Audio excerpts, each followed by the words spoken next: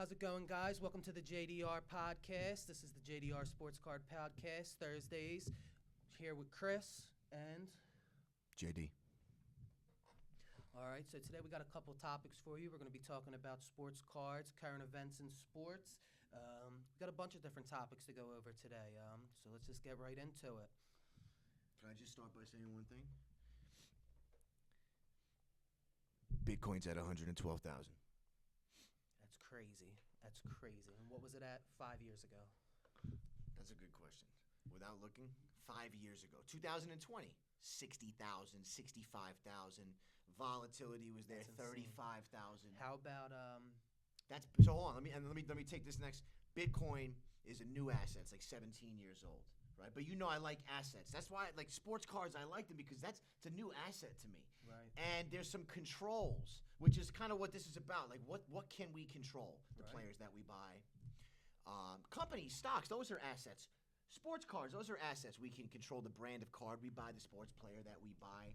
And I like that's why I get so much excitement out of doing this with you because I'm like an old dog. I watch old guys talk about gold and Bitcoin, and I love that. But like this, it's like a cooler bar of gold.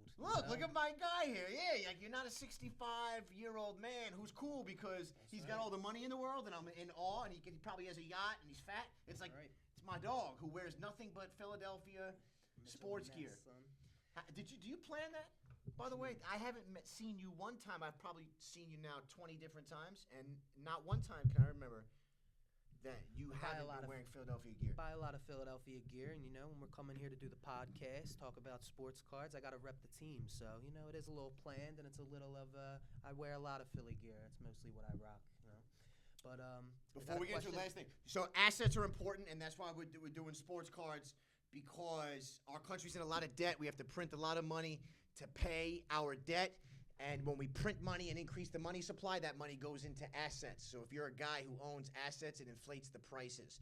During COVID, how much money, which was printed, sent to the checking accounts all over the world, moved into the sports trading card business? COVID's what, 2020? 2020 was when the sports card business boomed. That's when it took back off.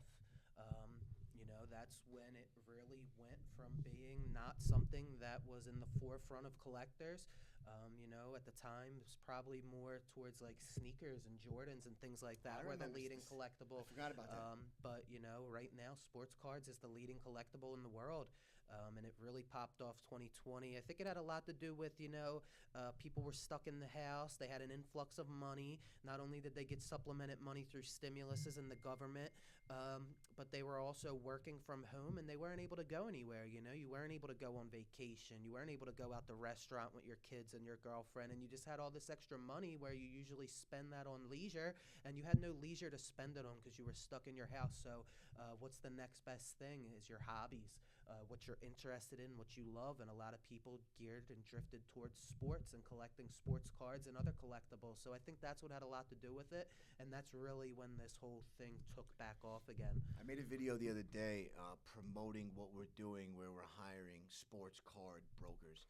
And just on a whim, I said something like, imagine getting to go home, sitting on your couch and watching sports or watching the draft and not feeling like you have to be doing something else. Because I was talking about doing what you love. Because I think of this when I think of you every single time. If I ever introduce you and I talk about Chris, I say, this is a guy who's been a sports fan since the beginning of time. Right. It's what he does. He's not studying for insight, for intel. That's kind of what's happening, but it's just what he does. That's what I do. I would be studying this stuff whether I have sports cards involved or not. So I said, like, imagine getting to sit on your couch, watch the draft, and not being like, shit, I got something I have to do for work. You're literally at work right now finding out who's going to what team. Right. It's like, if you're doing something, you got to study for the test. You study for the test. Who feels like studying? But when studying's fun, studying for the test is fun because, I'm going to watch the draft anyway. I'm going to watch ESPN all day anyway. I'm going to watch every game that's on Sunday, Thursday, and Monday anyway. You're like and maybe I'm this way with the things that I study, but you're like a fountain of information. I mean, I can name any NBA team, any NFL team. You know who's doing what, off season, current season, draft pick. I've And just that's always probably a lot of guys, but it's unreal. I've just always been that way. You can ask any one of my friends or anyone that I've grown up with. Everyone loves sports. Everyone knows a lot about sports. But, even with my buddies and my friends that I've grown up with, people that know sports, the ins and outs, if someone asked them who's the sports guy, they always would say me. Or if someone had questions about sports or anything involved like that, they always came to me. Like John, he's big into sports, but he'll tell you, I just take it to a different level. Real neurotic with it. It's just what I'm interested in. Growing up as a kid, it was always my number one dream in life to be an NFL GM. Obviously, that's not very likely. It's not going to happen. It's not something that many people get to do. There's only 32 of those jobs in the world. But it just shows a little bit of my interest and my background and where all this knowledge comes from. I don't just like watching the game. I like studying the ins and outs of these players, where they came from, why they're good, what makes them good. Every aspect of it interests me. That's good insight as to part of the reason why you're good at putting a portfolio together. You're a portfolio manager. That's the way I look at sports trading cards. It's like you have your guys with super potential. You got your legacy players. You're managing a hedge fund, this portfolio of safe bets, a little more risky, a lot of bit risky, right? And you're putting all the pieces together. Right, your short holds, your long holds, your medium holds, your big risks, your people that are already established, things like that. You have to dibble and dabble in all of it, because you wanna hit every avenue. There's multiple different ways to make money in it. There's multiple different angles to make money, and there's multiple different just ways to go about it. And I like to hit all of those avenues. I like picking people that I think have high upside and that their value's going to boost. And maybe, hey, I'm going to buy them in the off season, and I may hold them for 6 months to a year and wait to see what they do in the season because they believe they're going to go up. Some people, they hold even longer than that. I've heard stories of people that bought Patrick Mahomes rookie cards when he was a rookie, and they held them for 5-6 years. And cards that cost a couple $1,000 selling for millions of dollars now. Remember the Saquons from the other day? You Just sent me saw this stack of about 5 or 6 Saquon Barkley cards. Just saw the example the other day. Saquon in 1 year, his value was up 700% in some cases. Was it? I mean, I think we saw a Kaboom. Look at these. Here's the numbers. His rookie Kaboom did what, 500? 2018 Panini Kaboom Saquon rookie, $445 in January 24, $445. January 25, 1 year, $2,134. Yeah. 500% increase. Next card. Let's do another one. 2017 Select Prism Gold Saquon rookie. Beckett 9.5. January 24, $360. 1 year later, $2,633. 7X. Last one, 2018, and there's like 6 of these here. 2018 Panini Don Russ Optic Saquon Downtown. My favorite, the Downtowns. Yep. We have a Saquon on the Giants Downtown, don't we? Yes, we do have a giant Saquon downtown. This one's a rookie PSA 10. That's the rookie, yeah. December 2024, $325. 1 month later, no, pardon me, 1 year later, $1,175. So all of these are 2024 in December and January. Before he signed with the Eagles. Before he signed with the Eagles, and then you after get these numbers because this guy just had a a Hall of legendary Fame season. It guaranteed 500% increase on every single card, if not 700%, 7X on your money. Right. Yeah, and that's something you could have predicted. I cashed in on Saquon Barkley cards when the Eagles signed him. I put all my extra. I started buying Saquon Barkley as much as I could. I did the same thing the year before with DeAndre Swift. Just from being an Eagles fan and knowing the Eagles have a great offensive line. They've always had one of the best offensive lines in the league, one of the best offensive line coaches. And I know any running back that gets behind them is going to do well. So if you see a running back that was good or great on another team, they're going to be great to unbelievable on the Eagles. If they were just average on another team, they're probably going to be pretty good on the Eagles. So DeAndre Swift was an example. He was pretty good with the Lions. He had some injury problems, but they didn't have a team or a line like the Eagles did while he was there. And I just knew he had a lot of upside and potential, and that behind that line, he could do big things. So I invested in him heavily that offseason, and he did. He didn't have as great a season as Saquon did, of course, but, he definitely 2x, 3x his value throughout the course of the season. I cashed out on him. So when Saquon got signed, and Saquon is already known for being the best, if not one of the best running backs in the league, people were down on him because he was coming off of an injured season, maybe a couple injured seasons. But I knew that he was an elite running back. A former top 5 draft pick, someone that could have the potential to be an all-time great running back, and had seasons like that before. And I knew that behind the Eagles' offensive line, if he stayed healthy, that's what he was going to do, and that's what happened. And not for nothing, just to say, not to be all philosophical or anything like that, but for people that are like diehard sports fans, first off, feed you a compliment. One thing I like about you is like you love sports, but it's not just sports talk all day. You actually go and turn it into money. Right. And like I salute you for that, because I think anyone that could do that type of thing, that's what I like to do. I like to be able to make money dealing in my passions, and you do that with sports. Turn your knowledge and what you love into $1. I saw Saquon give an interview one time talking about how he didn't feel like he was aligned with his purpose at the Giants in New York. And I'm from New York, right? But I don't really have a dog in the fight. It doesn't matter to me. But he's like, I wasn't aligned with my purpose. I didn't really get to hang out with the guys, and not that I didn't get to. I didn't want to. Right. I didn't feel at home there. I couldn't open up. And again, not to be all philosophical, but this guy said when he went to Philly, he had friends there. He can open up. He can be himself. Right. And I was like, that guy's in line. He's in spirit, and he could do his thing. And then like that season was unbelievable. But for people watching that, and for people that understand what it means for someone to be able to do work that they love, which is kind of like the opening theme here. Right. That's what Saquon said that he felt like when he went to Philly. I'm almost not surprised, given that you're saying that you knew for a long time he's had so much talent. I'm not surprised that when he went to Philly and he said that that's how he felt, that what just happened. Well, there was never any doubt about Saquon's talent. Listen, the question with him was always being healthy. When he was healthy, he's always had a great season. He's always been one of the best running backs in the leagues, but he's just had injuries. He's had a few injury-plagued seasons in a row, and he had become labeled as injury-prone. And a lot of people thought, maybe he was past his prime, because even though he is still young, running backs, they don't have a long shelf life. They can burn out very early, and there's even examples of running backs that, are unbelievable and then just completely lose it the following season. It's so a lot of people wrote him off, but coming into Philly was because we're going right now. I want to go value for the viewers with these little bullet points that we have, but I want to ask you a question.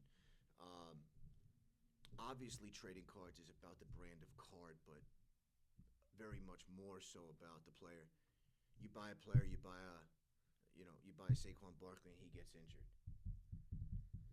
and now everyone's like, shit.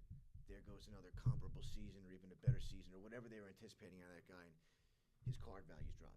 So it's very similar to like if a stock puts out earnings and they don't meet the guidance, they don't meet what they told you they were going to hit. Right.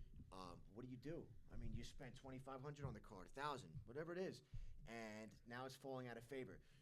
In stocks, you might have to say, is this going to come back, and is it going to come back quick enough, or do I cut ties?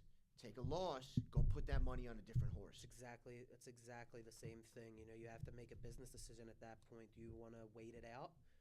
Maybe turn it into a longer hold, wait it out. See if he comes back next year and does what he's supposed to. He got hurt. He's going to be out for the year. Maybe now I just got to hold these cards for till next season. Do you look at what kind of injury is it? Sometimes if something happens with a company, there's a couple stocks, I'm buried in them. As a beginner investor back when I started, this is stock market investing 2020 for me. Without a doubt. I'm buried and I'm never getting out. And I have to cut my loss, pick a different horse. I still haven't done it yet. And talking to any of the experienced guys that invest, they know I need to. And they say, Jonathan, cut your losses. Sometimes you have to take a step back to take a step forward. And this is something we talked about on our last podcast. And, it's something we heard from watching podcasts of other people in the game. Someone was telling a similar story about having to take a loss to take a step forward. If you may need to cash out and take that loss, because what if you have $10,000, you put $15,000 into Saquon Barkley and he blew his knee out the first game of the year, and you're stuck, and maybe his value goes down, and someone makes you an offer for all those cards for 10K because they're willing to wait it out for another year until We're the in next for how season. much? You said 15,000. Someone offers 10. Yeah, you're gonna take. And he 5K blew his knee loss. out, so a serious injury, and you don't think he's ever going to get back to that level of stat that he was at. Yeah, but there's other opportunities out there. So do you wait another year and let that 15 stay 15, or do you turn it into 10 and then start flipping that 10? And how long does it really take to turn 10 back into 15? And I'm giving myself advice right now when I look at my Exactly. losses on companies like PayPal and Square. And how long does it take to make back that, take that 12K and Depends get what it you're back to buying. 20? I mean, It depends what you're buying and what your circumstances are. The story we watched last week, the kid said that he went there with, I think he said he had about $15,000 worth of cards. Someone came there, they offered him 12. He knew he was taking a little loss, but he was at a show that he knew he could hustle. And he said, you know what, I knew I need to take a step back to I take like a that step story. forward. He sold his entire table of cards for $12,000, took a couple $1,000 loss, and he said he went and he hustled that entire show and he doubled it, tripled it, and he said that completely snowballed into where he's at today. Making multi-millions, dealing with cards that are $50, $60, $70,000 cards, multi-$100,000 deals, and it all started from him taking a $3,000 loss. let me pivot with you into something, a topic you're familiar with. That guy goes to that show, he kind of looks around, and he says, all right, I see how things go down here. So he makes that pivot. He sells his cards, he takes a 2K loss or whatever, and he starts moving a different way. We were talking earlier about, I was asking you if you have a bias because you're a Philly guy. And I was like, are you overpaying for these dual downtowns or whatever Philly cards that you're Right. buying because of how much you love this? I'm like, is this me going to look at a house with my wife who loves the house and she's completely detached now from a business sense? It's just emotionally she wants it. Right. I'm like, is that what this guy's doing with the Saquon Barkleys and every goddamn Philadelphia player that we can come up with? So I don't get emotional attachment to anything because I know that I'm selling it anyway. I get emotional. I definitely am a collector at heart, and I love Eagles cards. So I definitely am someone that keeps what they call a PC, a personal collection.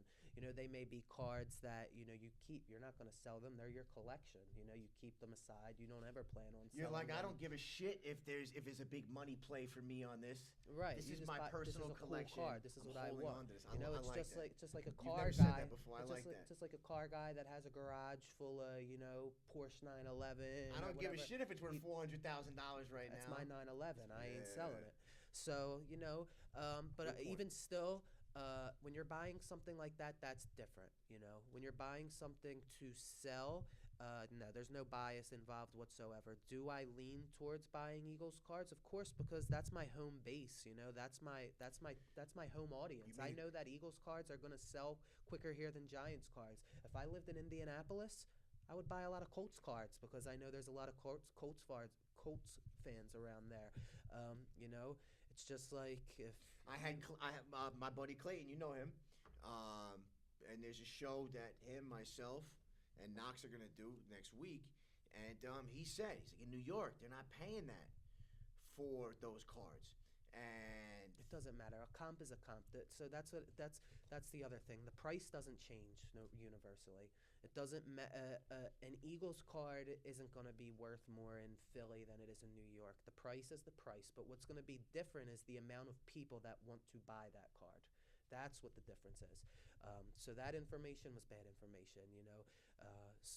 The same people in New York are going to look at their phone and pull up the most recent sales and see that card's worth $800 as the people in Philly are going to. So it's not. Now, may there be someone in Philadelphia that's an Eagles collector and an Eagles fan, and they don't have that card and they don't think they're going to be able to find it anywhere else, and they're like, you know what, this card's only worth $800, but I'll pay you $850 because I want it. I'm an Eagles fan and I know I'm not going to find it anywhere else. Sure, but the price is the price regardless of where you at. The only difference is the amount of people and how many people are going to want it. the smart play in this, in you buying Philly, and what I'm realizing, it's not an emotional thing for you. It's smarts. It's still business smarts, because you made a point to me earlier where you said, if we're at a show and you're tailor-making what you're doing for what's going on around you. sell what Just people like the want. guy who took the 2K loss, right? So he's like, I see what's going on around here. You're pulling up to a show in Philadelphia, right? Die-hard sports fans, Eagles, if not you're gonna see the every most person in die-hard an Eagles fan. jersey. Yeah, it's like they want to see a table full of Eagles stuff. They might not be buying it. They very well might be. But that's going to get them involved. So you're tailor-making for them. And the majority of the time, they are buying the Eagles Put it cards. like this. You know, let's say you live in Alaska. If you live in Alaska, are you going to open up a bathing suit store or a winter jacket store? What do people need? What do the people around you want? Winter coats for 10, Alex. Exactly. So we're in Philadelphia. Gonna buy Eagle stuff because the people around us needed one Eagle stuff. Period. Now, the second part, which I want to talk to you about, is when we started this dual downtown.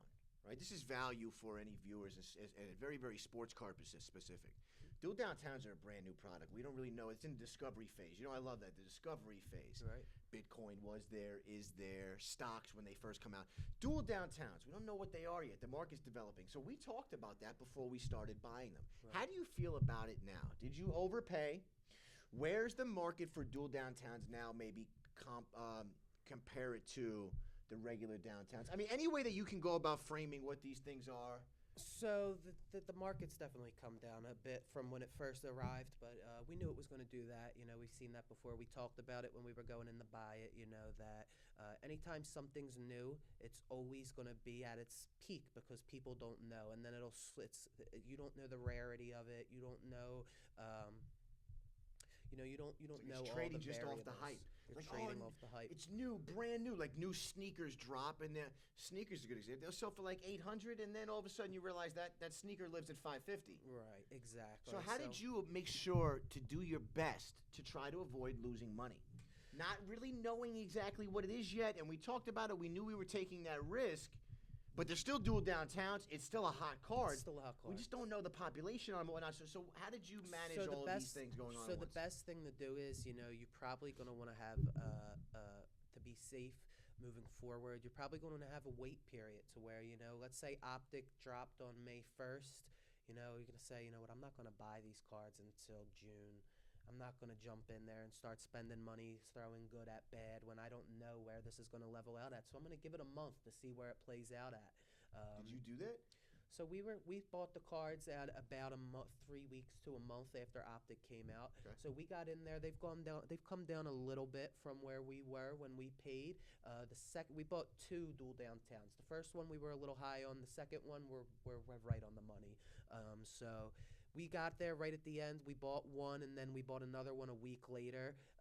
We pretty much bought it at the 80% of where it leveled out at, the second one. The first one we were a little high on. So where the comps are at now, we're probably in that around 85 to 90%. So you feel like you're in a safe zone? We're still in a safe zone because we waited those 3 weeks to a month before. Are you and I still on the same page, or do we disagree on the more important way to buy cards? Protect the downside or go for the big upside? Because if I remember correctly, I think that you were on one side of that coin, I was on the other. I'm a Protect the downside. protect that downside. Are you the same, or are you the... Well, it depends what you mean by that, because I like going for upside as well. I like But- that huge potential to be there, the possibility of a great season by the Eagles, or a card getting graded and all of a sudden 2-3xing Yes. in value. So that's But the I like upside to buy as it well. raw, making sure that those two things would be beautiful. The And you cherry and the fudge on top of the sundae. But You're I'm still- buying it at raw pricing to make sure that if I sell it, I still make 10% of my money. Exactly. And that right there is you make a bunch of those plays. Well, that's the plays that we make, yeah. So if that's how you say it, then yeah, I'm on both sides. Protect the downside and go for the upside.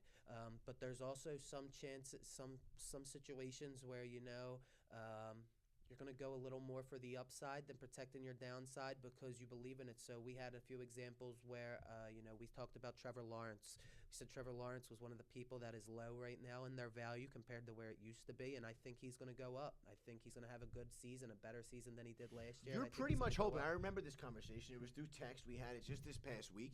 And you said Trevor Lawrence is what I'm hoping for in similar fashion to the Saquon story. Yes. It doesn't have to go off like the Saquon story went off. That was a legendary legacy season. Right. But you're talking about a player that was pretty much asleep to the Right. public. So if he has a winning season and he makes the playoffs, his value is going to go up exponentially 100%, from what it was 200%. last year. He doesn't need to have a legendary season for the value to go up. Now, for it to make those big jumps like Saquon did, that's a different story. He had a legendary season, but there's definitely still big money to be made, even if he just has a good season, because last year he had a pretty bad one. But when I'm talking about protecting the downside is, let's say, like you said, you want to get it. If you're going to protect your downside, you're looking for that big upside, but you still want to pay 80% of the raw price if you're going to send it off for grading. So that way, if it gets an 8, you're still good, or if it's not gradable, you're still good.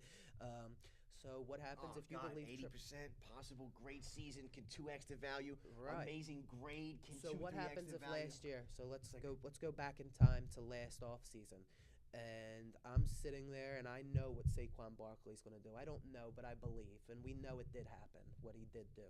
So what if I'm sitting there and 2 months go by, there's 1 month left of the off season, and not a single Saquon Barkley card came across my desk for 80%. I didn't find anyone that was offering Saquons at 80%, and I wasn't able to obtain any. Are you gonna pass up on that because you couldn't get them at 80%? Are you gonna go out and say, you know what, maybe I'll grab a few at full comps. I'll hop on eBay and I'll pay 100% of what it's worth, because I know he's gonna 500, 700x like we just saw in those pictures. And if you didn't, you would have been pissed. You would have been, right now, we would have been sitting here saying, damn, I would have paid 150. I would have paid over comps for them Saquons because what they're doing now. There are situations like that. I hate to come off my disciplines. Like a lot of people, when they buy a stock, they need price action to support their purchase. Like, I need to see that stock move 4, 5, 6, 10% in a day or two.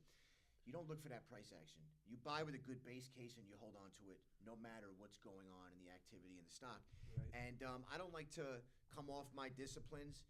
So if I say I buy at 80%, I'm going to buy at 80%. But in a situation like that, if I was going to buy, I take a look at if I'm making money. I have a portfolio. There's $150,000 worth of cards in it. It's producing $10,000, $15,000 in free cash flow every month after expenses. I might say, you know what? I have enough experience to say I believe in Saquon. And Right. everything, all things considered, as best as I can make my decisions, I like. And Then I'll pay 100% for a couple of comps And if early you're on in the dealing with portfolio. profit, What's that? I said, and if you're dealing with profit, Right. If I'm dealing with profit, that's when I'll go ahead and that's a very conservative bet. I'd be like, that's me splurging. I'm like, I'm going to pay 100% of comps on a couple of Saquons. Yep. And then those things hit. And that discipline for just a few years with money. Discipline with money, never emotion, is what gets me off. Dude, sometimes I'll study a company or a stock or an asset. Here's where my bias comes in with the Philadelphia sports cards. It doesn't come into the payment thing where you said, are you biased? Would you pay more for Eagles cards? No. I'm not going to pay more for it. Me loving them doesn't make me want to pay more money for them. The only thing that my Philly bias comes in is it hurts me to sell it. Like, I'd love to keep it, That's where the bias comes in. It's not like, oh, I'm going to pay more money for this Eagles card, but when I sell it, I'll be like, I would like to have kept that one. It's like so when that's you run a break and someone hits on something massive, you're like, what just happened here? Yeah, exactly. But you're glad to be able to shoot that to the guy, but you're like, goddamn. Yeah. So, that's the only place where my Philly sports love plays a bias. I'm not out here paying 120% of comps because I love the Eagles. I'm not going to do that. I'm still business oriented, and I'm still going to be smart with my money. Well, man, this is about money. And with sports, it could be hard. People have thick strings tied to their heart and their players and their teams. Yes, they do. And like we said, Philly especially, but I appreciate you as a business partner. That as men, we're doing business, man. Makes it a lot easier. All right, we got some good news the other day. This was one of my favorite parts of the conversation when you called me. Because I was unsure until it was verified by an outside source. Most of these cards, right? I'm going to make a comparison. I'm going to make it quick. If somebody sells me bullion, JD Rarities, they sell us bullion, which is 1 ounce gold. Gold trades for the same price as pretty much anywhere in the world, so very easy to turn over. Right. People will pay you a very high price. They'll pay you a high price. If someone sells me gold, I don't have to make a lot of money because it's very easy to turn over. Cards seem to be the same way. They're very liquid. And so we can get like 90% of comps for pretty much every damn thing that we have. Yes. We chose not to do that. Right. But knowing that security blanket is there to protect that downside, we're in the money, right? So now, not only do we know we're in the money because we buy right, we buy at the right prices, but you also buy very select and specific cards. So it's like, not only are we buying at the right price because of how we bid, Yes. so we know we can make money. Right. That's great. But now we also get to play the fact that you know how to buy cards. You know what should go into the grader. You have a good idea of what players you think are going to perform this season. You know what cards are hot. So we get to operate in all these different areas that can make us money in cards while still knowing that at any given time, we can unload at 90%, maybe even 100% at some of these shows like the Nationals coming up. Right. But how do you, that 90% news, if I said to you, hey, just as an exercise, go execute on that, dump everything 90%, how long would it take you to get rid of those? Probably have pretty much. I could have sold everything we had at 90% over the course of a weekend, just this past week. So, and that was really with only getting into a few groups. You know, our Instagram page was new, our profile's new. A lot of these groups, they don't allow you into them until you have a profile for a certain amount of time to prevent from scammers, people that just create a new account just to hop in a group and try and scam people. So they'll say, you know, you can't get in until your account's 2 or 3 months old unless you have a reference. We only got in 1 or 2 of those groups, so we only made posts in 1 or 2 groups, and it's getting hit up pretty fairly often. You know, people are willing to pay 90% for these case hits, these downtowns, these kabooms. That's this what I'm liquid realizing. stuff. And I get it. They're liquid. If you look at other assets, they operate the same way. But since cards is new to me, I wasn't sure. When I got that news, I said, it does make sense, and I'm happy to hear it. And it puts me at peace. Because now we get to play. And since we have a very, very specific way that we buy, we know we're protected. And now I Right. get to play. And I get to watch your career in sports Right. just unfold right there on an Instagram page. I can't wait till there's $250,000 in cards, if not more, and it's just like whap, just hit after hit after cool stuff to That's look when at. it gets fun, man. And like you said, we chose to pass on those deals just because, you know, we had just advertised the cards. You know, we had been building up our stock for about a month now before we started making anything available. We have a stack of cards that we're going to send out for grading. We have a bunch of stuff that we bought already graded, and some things that are raw that we're not going to grade, and we're just going to sell them as is. So we took about a month to build up our stock. We posted the stuff that isn't going out for grading and that we planned on selling right away. We could have sold it all for 90% over the course of 2-3 days. We chose not to because, you know, hold it a little longer, see if we can get that extra 10%. If it starts looking like, all right, 3-4 weeks went by or something like that, and we're not happy with how much we sold, then we can know at least we have that outlet, we can dump it. But the good thing is those cards that we're sending off for grading, we can take 90% on that all day because our margins are better, because the value is going to be increased by grading. So we're going to have greater margins, and we'll be able to let go of something for 90%. To whereas, you know, we needed to sell it for 100% to make our 20% profit, we can let it go for 90% and still make 40%, 50%. And that way you're giving your customer a good deal. You're moving your stuff fast, and you're also making a bigger margin as well. So it's better for both sides, and it's I like it. Before we go, we're not going just yet, but before we go, I want you to tell me one card that you bought that's on your mind a lot lately. Don't do it right now. And I know the type of stuff you have an affinity for, but I don't know which card you would pick. Let's talk about another thing. How do you buy online, man, and ensure? Yeah, you want to pick the topic? We got a couple things there that I think is all good value for anyone. I was going to say, how do you buy online and actually be able to a raw card and be able to feel confident that someone's not flim-flamming you? Coins, I've been dealing in tough. coins for a long time, and coins are similar. Buying raw coins and buying sight unseen. it's A tough. lot of people buy the sight seen. They have to see it to buy it. With cards, though, and I'm new, so I'm learning, like, It's tough. you can't see all this. You want to can't ask for see detailed photos. You know, there's people that put out tips and tricks. Like there's certain sellers on eBay that do scans. You know, they have a machine that scans the card. So they just drop it in. It looks like a printer, and it sucks it through and drops it out the other end, and it puts the scan of both sides. You're able to see a lot of blemishes in them, so those are good photos. Oh, so the scanner shows an image, or does the scanner The point out scanner's- blemishes particularly? No, the scanner just scans the image, you know, but it's not like someone's holding their phone away from it. The camera is directly on the thing, so it's the card So slides. they'll show so you, it- and you can look at a zoomed-in scan of you the could card. right, Okay. right. So it's just a very good image of the card. You know, you want to ask for pictures of corners and edges, close-ups of the back, you know, but there's not everything you could see. Like you just see one of the cards we got in, I was just showing you a very minuscule Adrian scratch Peterson. on it. The Adrian Peterson had a very minuscule little scratch on it. And You know, it's not something that you would have been able to see in pictures. It's not even something that I saw after first looking at it in person. You know, you have to hold it all different angles and let the light hit it different ways to see it. But that's something they'll see in grading because they hold that light all different ways and they'll use a little microscope and they'll see that. So it is very difficult. You know, you just have to make sure that you do your due diligence.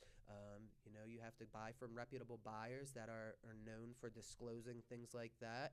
And you know, you just want to make sure you get the best pictures you can. But then there's also things you can do if you do, like making sure you prep the cards well, and that's another one of our topics that we'll get into.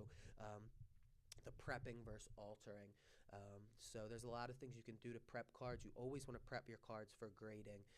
There's different things that some people don't agree with and they think take too far. So for example, one thing that's considered altering, that's just a straight scam, a scheme. You know, people will take old cards and they'll take one of those lathes with the blades that drop down and they'll cut a millimeter of a cardboard off every edge, and then that'll make every edge perfectly straight and every corner perfectly straight, and you would never be able to tell by the naked eye unless you took a millimeter ruler and held it on there.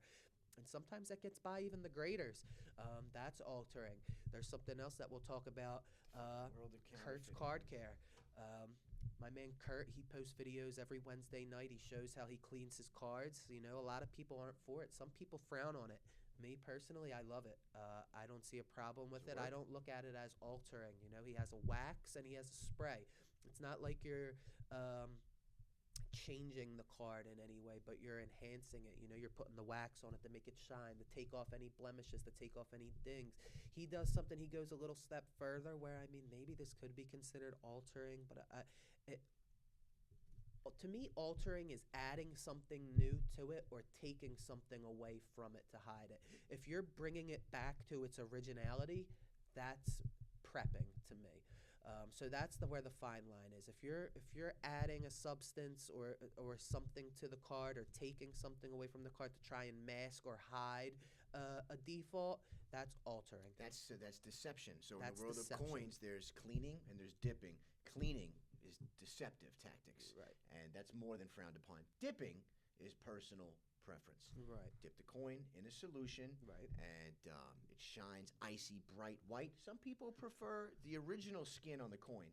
Some people call it dirt. Right. Other people call it black patina, and it's personal preference. Naturally aged woman or a woman that's had work done. Ask any man, they're going to have their own personal preference. That's just one way to look at it. But cleaning versus dipping, and it seems like cleaning and altering are those deceptive. Right. So tactics. here's something else that's a fine line. Now, I've seen Kurt, he has his spray. I've seen him take a Tupperware, fill it up with 2 inches of the solution, take a cardboard, an old baseball card made out of cardboard that was dinged and bent and wrinkled and has creases through it. I've watched him soak it in that solution for an hour, 2 hours, whatever you may call it. Just literally soaked it, soaking wet in the solution. Take it out, clamp it between 2 flat plates, and then come back after it was dry, and those creases are gone, completely gone. That guy must be hella confident, because if I'm He's- spending $3,000, He's done a lot of $5,000, trial and error with stuff. I've seen some of those old cards, like baseball cards from the 1900s. Millions. And this guy, on his The- videos, he'll sit there and do what he does, and I'm like, Kurt is a wizard. I mean, you see, he turns some of the before and after pictures are unbelievable. I want you to know. talk to this guy. Yeah, I've talked to him at a few shows. He's a very cool guy. Just for I've the reached out to him. confidence alone, it's like, hey, man, what the hell are you doing? You can message him. He'll respond, man. I message him all the time. Hey, I got this card. You check out pictures of it for me. You got any tips or tricks for this kind of card? He responds to me all the time whenever I ask him, hey, you seen this sort of blemish before? How have you gotten it out? He'll respond. He'll give you all his tips and tricks. He has a whole YouTube page with tips and tricks for every different type of card, every different type of blemish you can get. I'd love to see the hobby advance, like just to watch what people do with the hobby. There's so many different ways to play in this game, so that's what this is about. We're talking about brokering, we're talking about trading cards, and then like all the different things that come along with it, which is like the guy, Kurt, who knows how to go about helping that card restore to And its my natural. thing is, he's restoring it to its originality. He's not applying paint to it to hide a ding or a dent. He's not cutting off edges to hide a corner that's crusty. You know, he's restoring it to its originality. He's putting a wax on it to give it a shine and take off any dust. He's applying that solution to get off any gunk or anything that So may you be could do on that it. and then send it into the grader and get the grade? Yeah, I have heard stories of people that done stuff like that, and maybe they Frowned said that a upon, sun's not frowned upon by the grading service. grading service is frowned upon You by can them. send a dipped coin into a grader. You can't send a cleaned So- coin. And if so you again, do, it's a they'll say ver- cleaned. It comes back saying clean. Again, it's a very fine line. Okay. You know, they may apply an altered, or they may apply an altered to the to the grade, like you'd say. What does that do to the value? It does lower the value. They may not grade it at all because it's altered. Okay. That's what they do actually. They don't grade it at all. They'll send you back the label and it'll say altered, and they won't slab it Okay. for you. So it's a very fine line. I heard of someone. I've never heard of anyone using Kurt's Card Care and sending it out and getting that. But I have heard of one where the person, it was a distinguished card. I think it was like a 1 of 1 Wembenyama or something, and he posted the video of Right. him cleaning it with Kurt's Card Care. And the grading company must have saw it because it was a famous card, and they didn't grade it. They sent it back as altered. So it is a fine line, and it depends on the grading company. Yeah, but I did hear that. I remember. I think it was a Wembenyama rookie. The guy might have been a 1 of 1, and the guy posted a video of him cleaning it, and the grading company must have saw that, and because of that, they said tampered with or altered in some way. But I mean, there's really Risky unless you have that experience. That's why a guy with the confidence like Kurt, it's like he'd probably tell us all about how to go about doing it. I'd be curious. I'd love to. And talk there's to that no guy. way for them to tell. I mean, unless you like left a chunk of wax on it or something like that. I mean, I don't know how they would tell. They look at it very closely and finely, but I don't see anything wrong with using Kurt's Card Care. To me, it's like, you know, you wax a car, you're not lowering the value. You're just making it shine more. You know, if you have a dent in the ding of your car and That's an you pull that interesting ding, point. you pull that ding out with a suction cup, you know, you're just restoring it to its originality.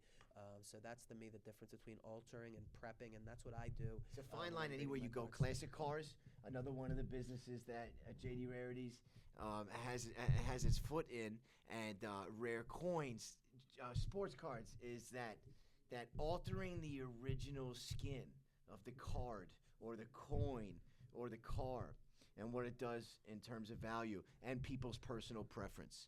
Very, very nuanced for any individual person.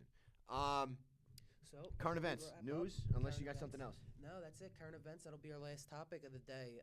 You know, something we talked about. Current events was what we just saw. Randy Moss cards are on the rise heavily, and we were talking about that. Yes, we How did. can Randy Moss cards go on the rise when he's not playing? It's not performance based. And you know, Randy Moss is in the news right now because, you know, unfortunately he's suffering from cancer. And it is very unfortunate. Randy Moss is a legend, one of my favorite players of all time, one of the greatest wide receivers of all time, if not the greatest. And it's very unfortunate, but you know, just people seeing him in the news because of that, things like that, that's an example of how something off field can bring value back into a person. Another thing is example of that is Deion Sanders. His cards have gone up exponentially over the last few years because he got into coaching and he's been in the spotlight with Colorado. So that was our little current event for the day. You know, Randy Moss, unfortunately, get well soon, Randy. Wish you the best. Nothing but prayers and love. sending Loved your watching way. Randy Moss. Love the character, the player, the skill level. I love wide receivers. Freaking And nature. I love that a legacy player. I'm a big legacy player sports card guy because there's certain players that I like that resonate with me, and the fact that that'll increase the value. Yes. You know, I love that. Puts him back in the spotlight. You know, he puts him back on people's minds. Someone sees breaking news, Randy Moss. They're upset about that, as we all are.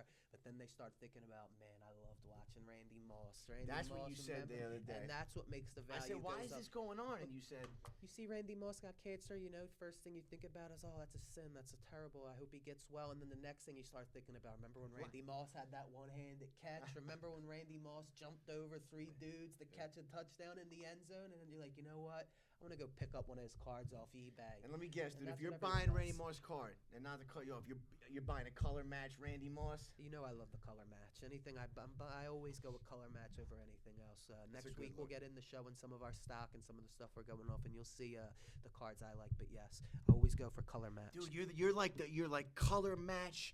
When I first met you, you're like, Jonathan, the color match with the number match. I'm like, what's the number match? You're like, the 7 matches, the 7 on the jersey. I'm like, this is how it goes. You're like, Yeah, yeah. And I'm it's like, cool I stuff, get it. man. I get it. If you're talking coins, you're looking at these tiny little details. Tiny little details. So I'm used to that, but it's fun and exciting to watch you talk cards and teach me.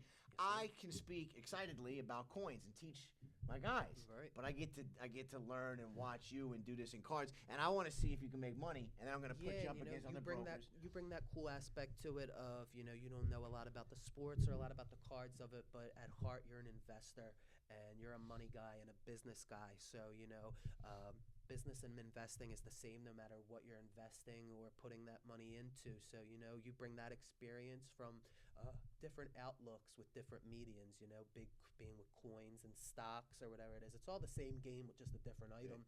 And your experience you bring to that, and it's just really cool to learn your side of it, the business side of it, because I'm a sports guy. I know everything about sports, and I got into cards and investing. You're the opposite. You're an investing guy and a business guy that's looking to get into I'm the having a sports hell of a cards. time learning from you. We're me and you are kind of like two sides of the same coin. And it was just a great match. So This is a beautiful business. It is. What we do in rare coins and bullion, assets, things that can connect with your heart, no matter what era or generation you're from. Classic cards, sports cards, rare coins, bullion. Also investments and things that can help drive your family and your life forward. All right, last question. What's your card, man? You bought a lot of stuff lately. And through all of that, what's popping up in your mind? The first card I'm thinking of just is the Jaden Daniels Black Pandora rated rookie that we got.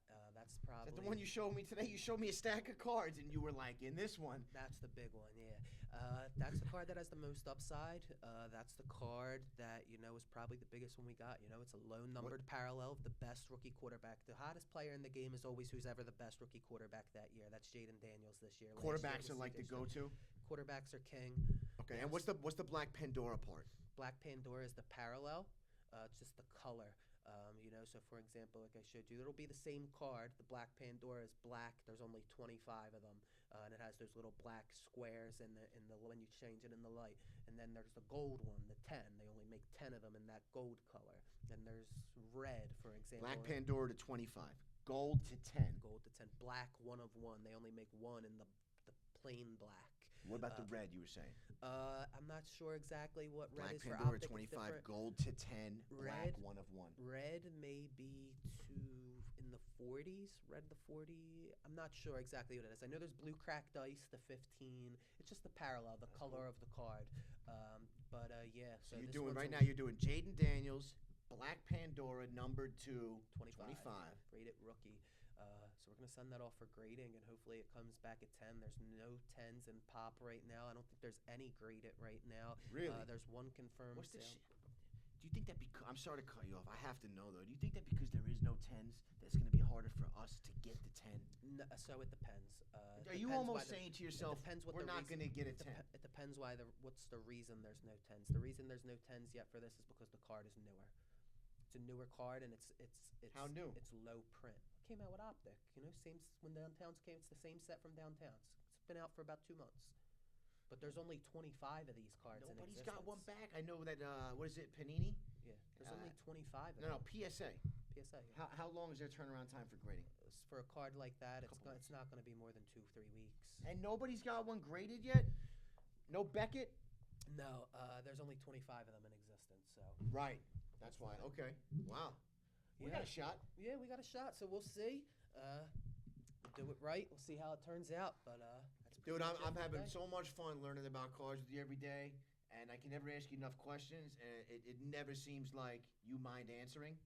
I think it's a passion thing, and I'm excited to keep going, man. And let's make some money together, bro. All right. Say no more. Thanks, bro. All right. Signing out.